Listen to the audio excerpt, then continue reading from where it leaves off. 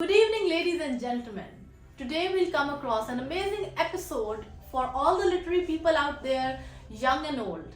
This evening is dedicated to all the aspiring women who has been trying hard to make their mark regardless of all the struggles out there. My dear people, today we have with us a Canadian author who is a proud Pakistani. She is a writer of 100,000 words novel. She went on a journey of 10 long years to create a debut novel called The Noble Beast. It is a humongous book based on 100,000 words. Welcome, Miss Sara. How are you doing today? I'm doing good, enjoying the winter with Tim Hortons French vanilla. Awesome, that's great. So, first of all, Sara, I would like to congratulate you on writing such an amazing book. It took you 10 long years.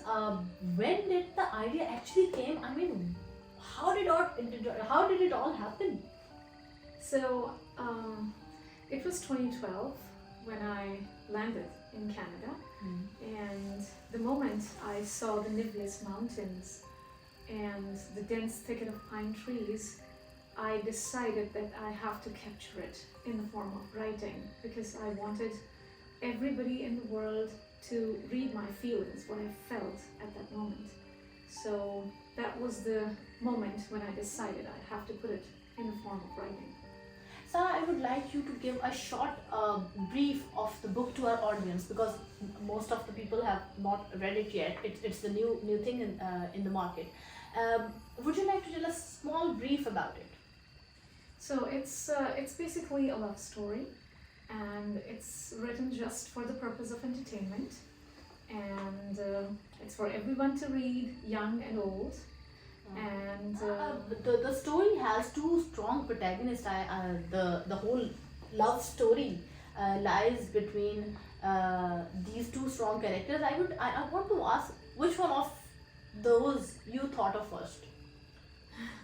So I'm a girl, so I'd say I thought of Iris Tristan first, because I always wanted to create a character which was valiant and venturesome to jump in the middle of the Pacific Ocean to save another life, or maybe you can say an unflinching character who does not fear to wander about in the forests and woods of Canadian Rockies in the middle of the night, knowing the fact what animals exist there. For example, the wild moose, the wolf packs, and the grizzly bears, the lynx, and the black bears. So this was the time that I had to decide who do I create first. So Iris Tristan was the one that I felt has the spark. And I believe that somehow I got successful in creating that character in the form of a girl. So I'd say Iris Tristan was the first one. I see. That's amazing, and that's what I was expecting because being a girl, of course, you can always, most of the time, you can connect with the same With gender. a girl, yeah. So, the story is well bound and well connected with every event is connected with one another, and it's a very well written book. Tell me a little bit about the landscape that you have created because it takes you to the whole new world. So, which places and which locations you have used in the storyline? Yeah, there are quite a lot. It's a long line. So there are around about 17 and 18 places. And the first one that I used was Calgary, which is the sweetest town in the world, I believe. And then I used Banff, which is famous for the Emerald Lakes and the pine trees. And then Kelowna, which is famous for Okanagan Lake and the fruit wineries. And then I used British Columbia, Shuswap, Kamloops, Jasper, which is famous for wilderness, especially the grizzlies and the black bears because I love animals. And then I used Vancouver, Victoria Island, Wolfe Island, and coming back to Vancouver again. And then I had Pakistan, Naran, and Islamabad, Abbottabad. This actually and then I had Moscow, Russia, and Cape Town, South Africa. These are the locations that I've used. The contrast that you have created between the connection of Pakistan and then the European landscape, I think that's the beauty that actually the beauty of the whole story is enhanced by doing that, and you have done it, mashallah, very amazingly.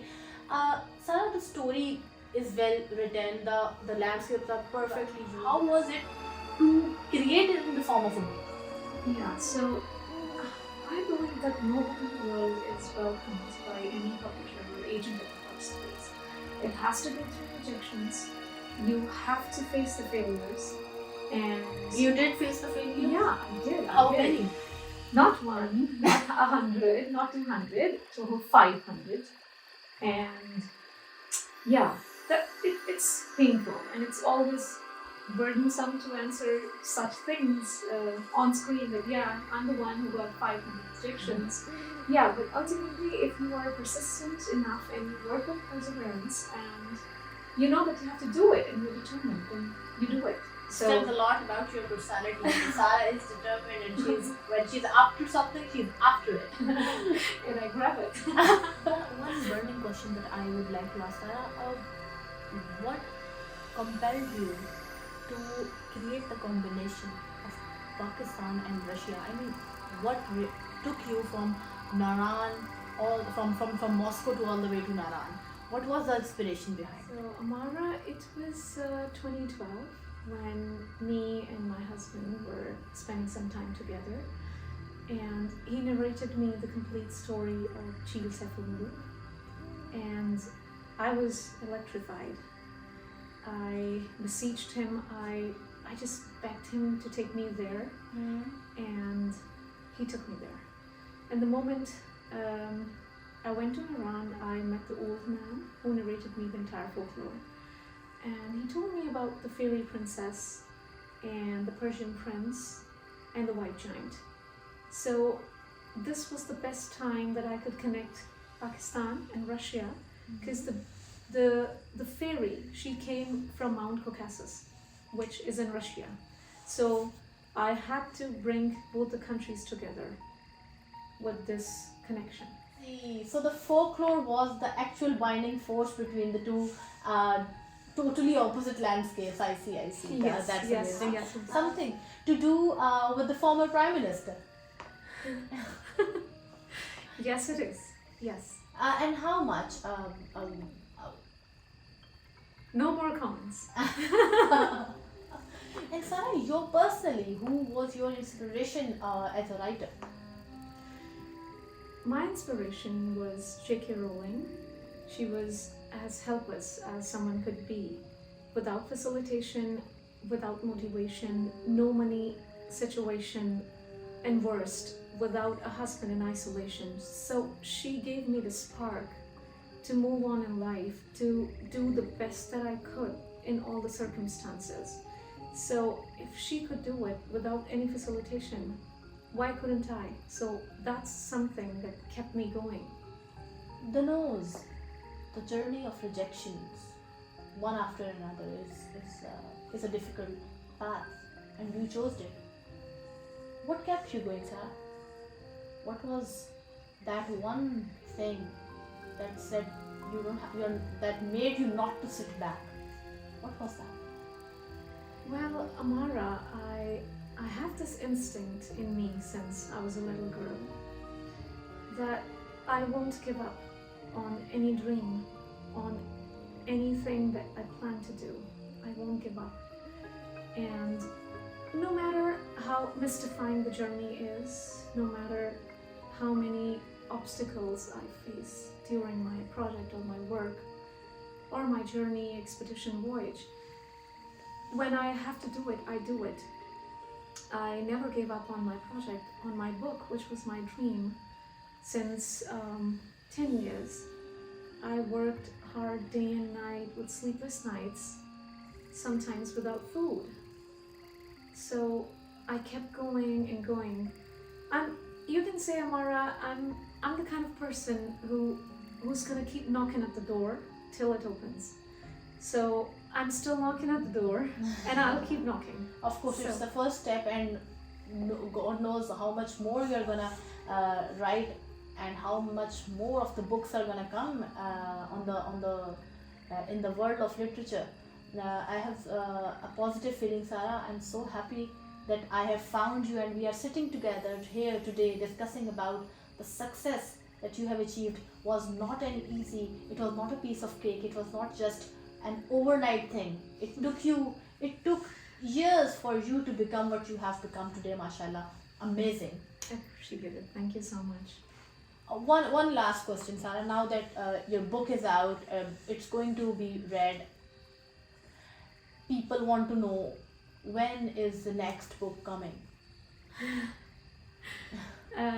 It's on the way. I'm working on it, and I'm very happy about it. I will be disclosing the title soon. Sure. I'm working day and night, and And It will be is that a awesome. love story as well? Is that a fantasy fiction yes, again? it is. Yes, it is a fantasy Cool, fiction cool, cool. because I do not like to bound myself. Very, very nice, very nice. We are so excited, Sara. I can't just wait to get my hands on it. Looking forward to it, inshallah. Sara, I'm so amazed. I'm so inspired by the whole journey of yours. The way you have handled hardships, the rejection, the no's, the way you have taken them, they are so inspirational. And for all the women out there who are still struggling, women, men, people of Pakistan who are still struggling in achieving their goals, their dreams, I think Sara is an inspiration for them. And Sara, your 10 years of struggle has paid off.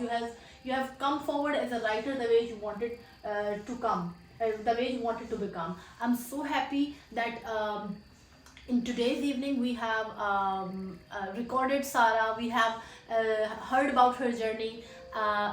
You have just made our evening, Sara. Thank you so much for coming.